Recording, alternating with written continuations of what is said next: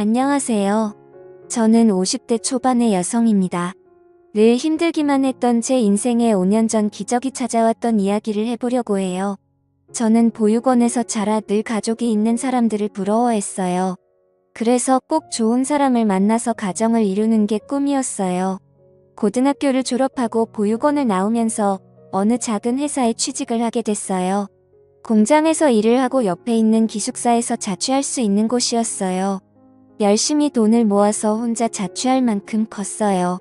나만의 공간을 가지고 싶었거든요. 그렇게 돈을 모으는데 열중했던 어느 날 남편을 만나게 되었어요. 사무직이었던 남편이 공장에 샘플을 전달하러 왔다가 저와 만나게 된 건데요. 저는 그때 공장 사무실에서 격리를 하고 있었어요. 남편은 제가 마음에 들었는지 처음 만났을 때부터 친근하게 말을 걸었고, 그런 남편이 좋았습니다. 친절하고 따뜻하게 대하는 사람이 별로 없었으니까요.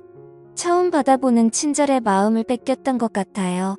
남편과 6개월 정도 사귀다가 결혼을 했습니다. 어릴 때부터 꿈꿔왔던 가족이 생긴다는 것에 너무 마음이 벅차서 그런 식내내 울었던 기억이 나네요. 남편은 그런 저를 보면서 결혼했을 날 신부가 그렇게 울면 이혼한다는 대사를 던지며 울리는 바람에 더 울었었네요. 시어머니는 말이 없었고 묵뚝뚝해 보이셨지만 고아인 저를 받아주신 것만으로도 감사해서 처음 배웠던 날 큰절까지 올렸습니다. 그리고 누구보다 잘 살겠다고 약속했어요. 결혼 후 몇 년간은 별일 없이 잘 지냈어요. 두 아이가 태어났고 저는 애들을 키우려 남편 뒷바라지하려 매일 정신이 없어서 하루가 어떻게 가는지도 모르고 지냈어요. 그때 시어머니 댁의 반찬과 김장 김치도 제가 다 했는데 지금 생각하면 그 많은 일을 어떻게 다 했나 엄두가 나지 않네요. 그런데 남편이 조금씩 변해갔어요. 원래 성품이 나았다고 하는 게 더 맞을 것 같아요. 언젠가부터 남편은 월급을 제대로 가져다 주지 않았는데 알고 보니 시어머니가 월급을 달라고 했다는 거였어요. 어머님이 당시대 월급을 달라고 하셨다 그래도 우리가 쓸 것은 남기고 드려야지. 그렇게 다 가져다 드리면 애들은 어떻게 키우고 우리 생활비는 어쩌고. 지금 당장 내일 장 볼 돈도 없는데 미리 말을 해주던가라고 말하자 남편은 버럭 화를 냈어요. 아니 그동안 내가 가져다 준 돈 다 어쩌고 내일 장 볼 돈도 없다고 그래? 그렇게 돈을 물 쓰듯 낭비하니깐 엄마가 돈을 달라고 하셨지.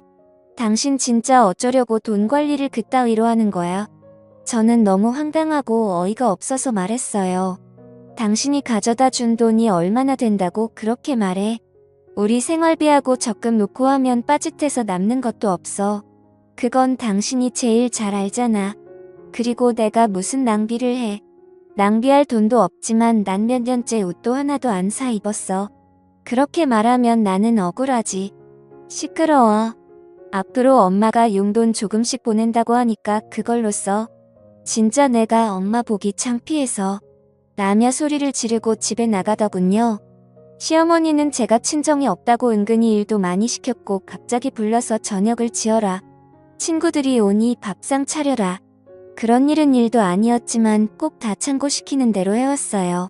그렇게 하는 게 집안에 분란도 안 생기고 나는 미움받아도 우리 애들은 사랑받을 거라고 믿었기 때문이었어요. 하지만 남편의 월급을 가져가는 건 도저히 이해가 되지 않았어요. 어머니 현수 아빠한테 들었는데 월급을 달라고 하셨다면서요. 그런데 그 돈은 제가 적금을 넣고 애들하고 생활도 해야 돼서요. 니네 쓸 돈은 준다고 성준이가 얘기 안 했니? 그동안 보니까 내가 씀씀이가 해프더라. 야채 같은 것도 쓸데없이 많이 사오고 내 식구 먹으면서 뭘 그렇게 많이 사는 거냐? 그래서 내가 가지고 있으면서 쓸 만큼만 주겠다고. 어머니 제가 장을 많이 본 건 시어머니가 저의 반찬을 많이 가져가셔서 넉넉히 만드느라고 그랬던 건데요. 시끄럽다.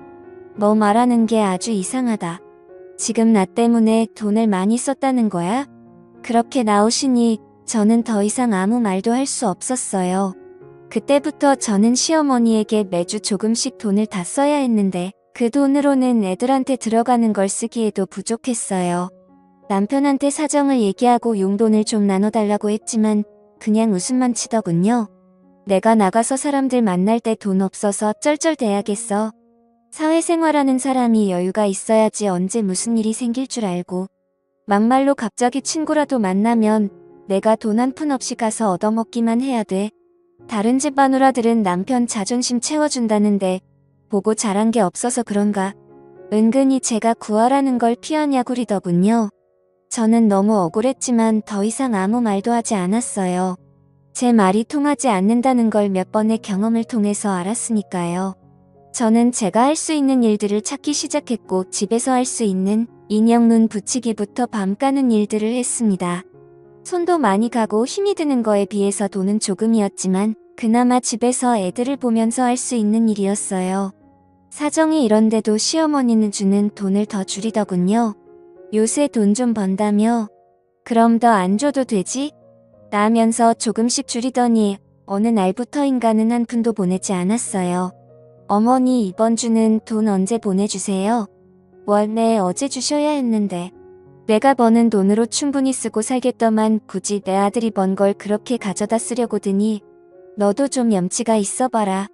다른 집 며느리들은 직장도 좋은데 다녀서 집에 도우미 두고 시댁에도 돈 펑펑 쓴다는데 너는 어째 타갈 생각만 하니? 내가 무슨 번듯한 사돈집이 있어서 어디다 자랑을 할 수 있기를 하나? 그렇다고 며느리가 직업이 빵빵해서 덕을 볼 수 있기를 하나? 아이고 내 팔자야. 저 두드려 하는 듯이 신세한탄을 하시더군요. 저는 그래서 어머니한테 돈 받는 걸 포기했어요. 그리고 애들은 어린이집에 맡기고 다닐 수 있는 일을 찾았고 보험 설계사 일을 시작하게 되었습니다. 남편은 점점 집에도 잘 안 들어왔고 늦게 들어오는 날은 술에 취해 있을 때가 많아 보여. 알고 보니 남편은 원래 도박에 빠져 있었더라고요. 그래서 한번 결혼을 했다가 한 달도 안 돼서 파혼을 했었다더군요. 나중에 공장에서 같이 일하던 아줌마를 통해서 듣게 되었어요. 하지만 저에게는 이미 남편 사이에 아들도 있었고 결혼 생활은 돌을 킬 수 없는 노릇이었어요. 가족 없이 자란 저는 아이들도 그렇게 키우기 싫었어요.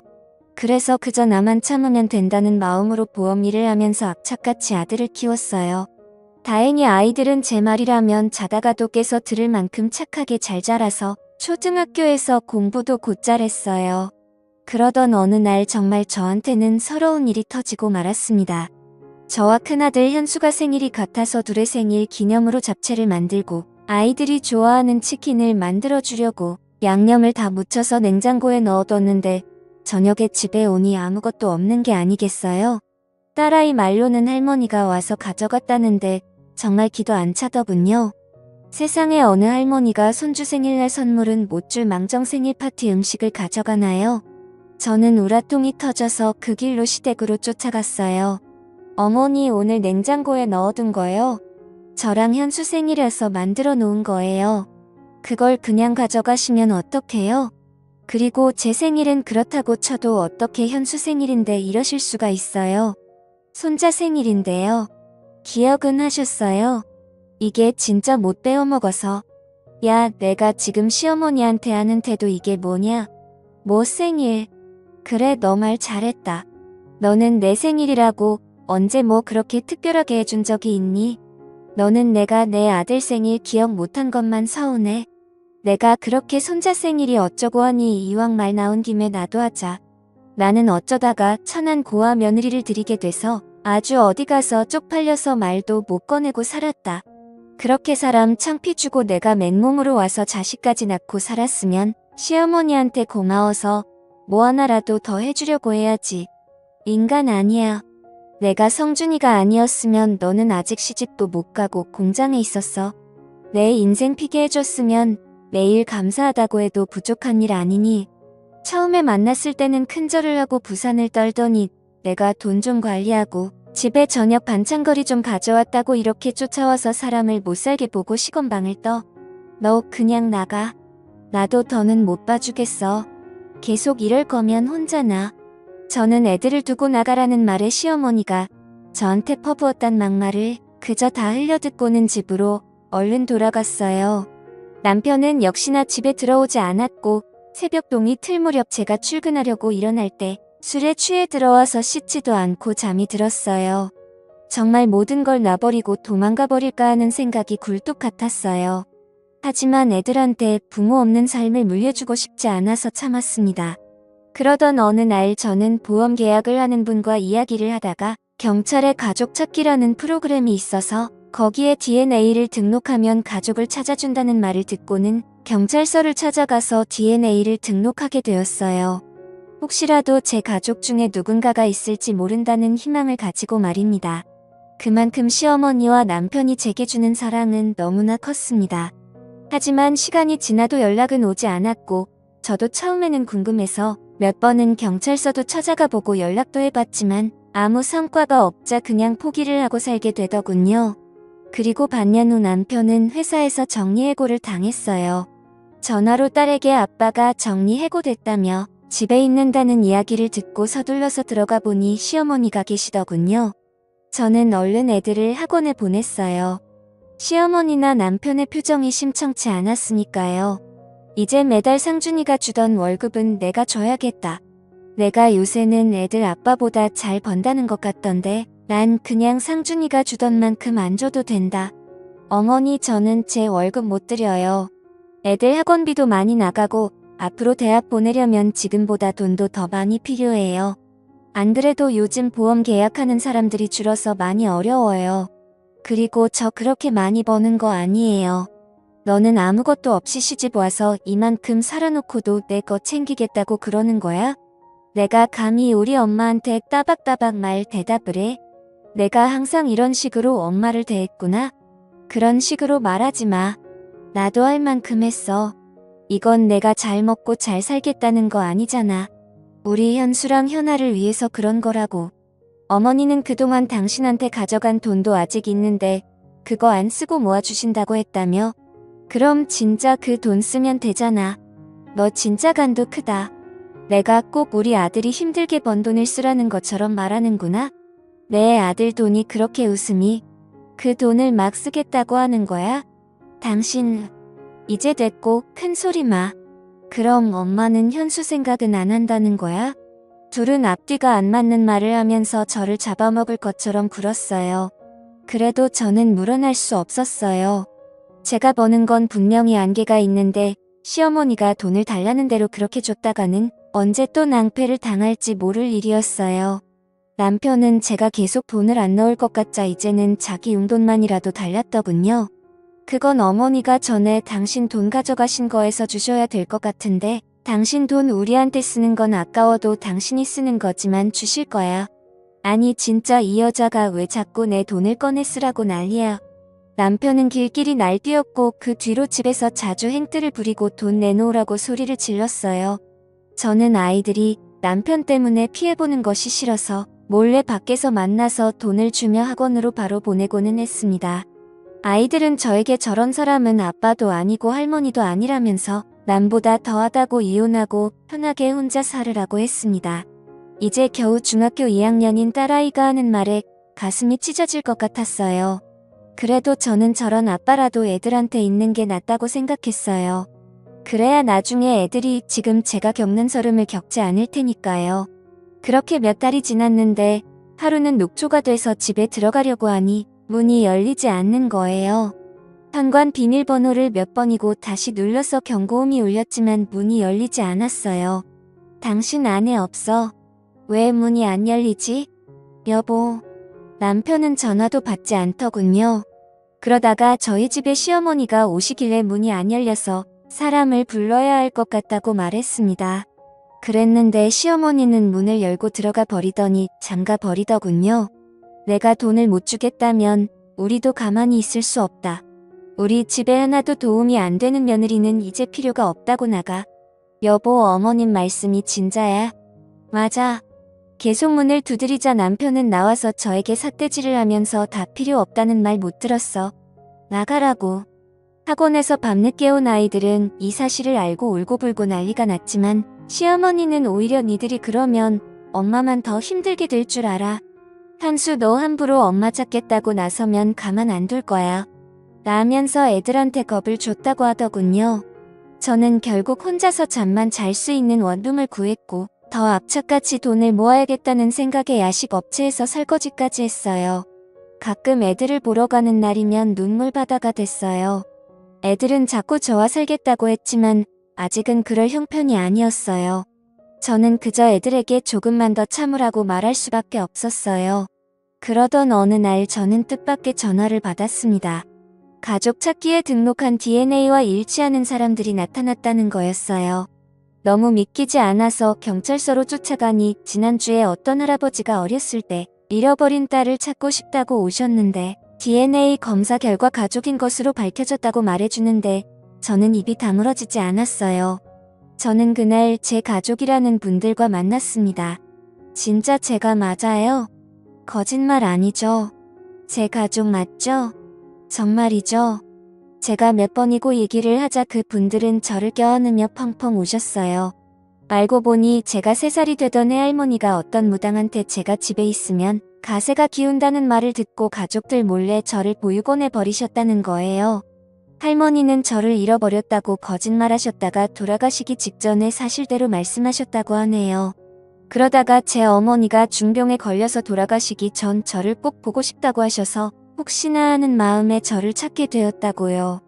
저만큼이나 가족들도 힘든 생활을 보냈구나 생각하니 눈물이 앞에 가렸어요. 그리고 제 이름은 이유미가 아닌 박혜선이라는 것도 알게 되었습니다. 저는 가족들에게 이끌려 어머니를 보러 병원으로 갔어요. 엄마 혜선이요. 엄마가 그렇게 보고 싶어하는 혜선이 왔어요. 오빠가 하는 말에 주무시고 계시던 엄마는 눈을 뜨시고 앙상한 손을 뻗어 제 손을 잡으셨어요. 엄마. 저는 다른 말이 나오지 않아서 그저 엄마라고만 하면서 울었습니다. 어머니는 병원에서 제 손을 잡아보시고는 며칠 뒤에 세상을 떠나셨습니다. 만나자마자 이별한 어머니지만 저는 어머니를 만난 게 너무 감사하기만 했어요.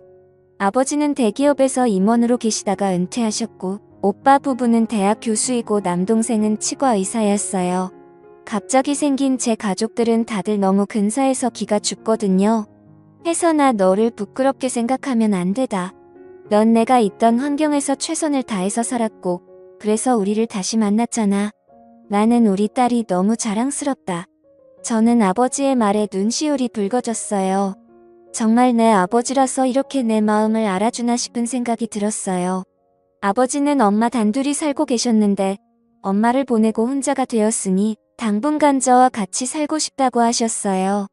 저는 그게 너무 좋기도 했지만 애들이 걸렸어요. 그래서 일단 제 사정을 오빠한테 얘기했어요. 아버지한테 말하면 충격 받으실까봐 걱정이 됐거든요. 오빠는 아버지한테 말해도 괜찮을 거라면서 잘 말씀드리자고 했고 제 처지를 들은 아버지는 화가 나셔서 그 자리에서 일어나 당장 아이들을 데리러 가자고 하셨어요.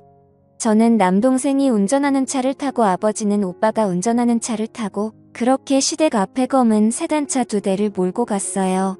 제가 배를 누르자 시어머니는 저인 것을 확인하시고 막말부터 퍼보셨어요. 내가 무슨 낯짝으로 여기까지 왔냐? 이제 돈 좀 내놓을 생각이 들어. 그러자 아버지가 큰 소리로 저희 손주들 데리러 왔습니다라고 하셨고 그 말에 시어머님과 남편이 어리둥절해서 나오더군요. 남편은 저와 제 식구들을 위아래로 훑더니 어디서 등골 빼먹을 영감이라도 구했어. 그래서 이렇게 와서 큰 소리 치는 거야? 내 자식들 그런 구질구질한 돈으로 키우게는 못하지? 라고 하자 진짜 생각하는 수준하고는 저분이 제 아버지세요. 우리는 훼손이 가족입니다. 저를 가리키자 남편과 시어머니는 어리둥절하려 하더군요. 오빠 남동생이 우리 애들 옷가지와 책들을 챙기는 동안 저는 시어머니와 남편에게 제 가족을 찾은 얘기를 했어요. 제 얘기를 들은 두 사람은 얼굴이 하얗게 질려서 아버지를 보다가 점점 고개를 숙이더군요. 돈 때문에 항상 걱정이 많으신 것 같으니 이제 제 손주들은 제가 챙기겠습니다. 그동안 제 딸한테 하신 것에 대해서는 차차 어떻게 할지 변호사와 상의할 거고요. 라고 하셨고 변호사 소리를 들은 시어머니와 남편은 표정이 굳어졌어요. 오빠 남동생이 애들 짐을 다 챙겨서 나오자 시어머니는 다급하게 저를 붙잡고 아가 우리 얘기 좀 하자. 그래도 너 갈 곳 없을 때 우리가 받아둬서 여태까지 자랐잖니. 사돈계 말씀 좀 잘 드리고 하는데 오빠가 시어머니의 손을 탁 치면서 남의 동생 함부로 잡지 마시죠. 그리고 받아줘요. 어디서 그런 말씀을 하시죠? 제 동생이 결혼을 했지 이 집에 일하러 들어온 일뿐이니까. 사람이 힘없다고 막대하고 그러는 거 아닙니다. 라면서 차갑게 말했어요. 시어머니는 쩔쩔매기 시작했습니다. 아가, 내가 정말 큰 실수를 했다. 정말 미안하다. 내가 잘못했어. 여보, 미안해. 당신이 돈 안 주니까 그만 꼭 해서 정말 내가 바보 같아서 미안해. 돈을 안 준다고 해서 당신이 그렇게 말을 해. 난 당신이 벌은 돈 거에 만져보지도 못한 사람이야. 그런데 내가 아이들하고 먹고 살겠다고 돈을 안 준다고 사람을 그렇게 내도 못 참? 그것도 일하고 들어온 사람을. 나 이혼 소송할 거니까 그렇게 알고 있어. 저는 애들을 데리러 학교로 갔고 갑자기 외아버지와 외삼촌이 생긴 아이들은 어안이 된 건 했지만 곧 너무 기뻐하며 좋아해줬어요. 그리고 시어머니와 남편은 몇 번이고 제게 연락을 하고 찾아오기도 했지만 만나지 않았어요. 한 번은 제가 오빠 부부와 백화점에 갔는데 어떻게 알고 시어머니가 저희를 쫓아오신 거예요. 그래서 오빠가 무슨 얘기를 할 건지 드러나 못했으며 같이 백화점 커피숍으로 들어갔어요. 제 둘 부부는 잘 지냈는데 아들이 회사를 그만두면 문제가 생긴 거예요. 용돈을 안 주겠다고 하니 불화가 좀 있었고 저도 남들 다 받는 패물임을 예단 못 받고 며느리를 들었는데 제 입장은 생각 안 하시고 무조건 안 좋게 보시네요. 그렇네요. 좋습니다. 그 용돈이라는 것과 패물 예담해드리고 저희도 가정폭력과 협박으로 아드님과 사돈분 정식으로 고소하겠습니다. 아니, 그러시면 얘기가 틀려지죠. 지금 혜선이 이혼 변호사 만나고 왔는데 애들 직원을 들어보니 굉장하더군요. 하루가 멀다 하고 술 마시고 도박하고 집에 안 들어오는 아버지, 그리고 집에 있는 애들 간식까지 쓸어가고 돈 한 푼 안 보태면서 엄마를 부려먹는 할머니. 이 정도면 이혼 사유가 차고도 넘칩니다. 그리고 집 비밀번호까지 바꾸고 못 들어오게 해서 1년 가까이 밖에서 살겠죠. 이런 것도 다 죄가 될 수 있고 위자료를 받아낼 수 있다고 하던데 저희는 그대로 다 진행할 겁니다. 그러니까 그렇게 알고 계세요. 억울하다는 시어머니의 말에 기가 차서 저도 한마디 했어요. 어머님 집에서 최신형 에어컨에 제일 큰 냉장고까지 있고 부엌도 최신식으로 다 뜯어 고치셨잖아요. 우리 애들은 낡은 에어컨 안 돌아가서 더워서 힘들어할 때 언제 한번 들여다보기라도 하셨어요? 어떻게 이렇게 뻔뻔하세요? 이제 와서 제가 친정이 생기니까 이런 식으로 덜 변하시다니 정말 너무 유치하고 우습네요. 그 미안하다는 말도 못 믿겠으니까 나중에 법정에서 만나죠. 시어머니는 주변에서 다 쳐다보자 얼굴을 숙이고 서둘러 돌아갔어요.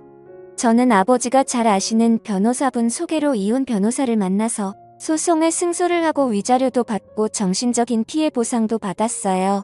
지금은 아이들도 다 대학 가고 저는 인생 처음으로 매일 편안한 생활을 하고 있어요. 이런 든든한 가족들이 있다는 게 살아가면서 이렇게나 힘이 된다는 걸 몰랐어요. 가지고 있을 때는 모른다고 하던데요. 많은 분들께서 가족이라는 존재가 원래 있었기 때문에 너무도 당연한 거라서 소중함을 잘 못 느끼실지도 모르겠어요. 오늘은 더 따뜻한 마음으로 가족들 한 번 더 생각해 보시는 건 어떨까요? 저 같은 사람도 웃을 날이 오니 하연 들으시는 분들에게도 좋은 일들 생겼으면 좋겠다는 마음으로 이야기를 하게 되었습니다. 그럼 다들 행복하세요. 들어주셔서 감사합니다.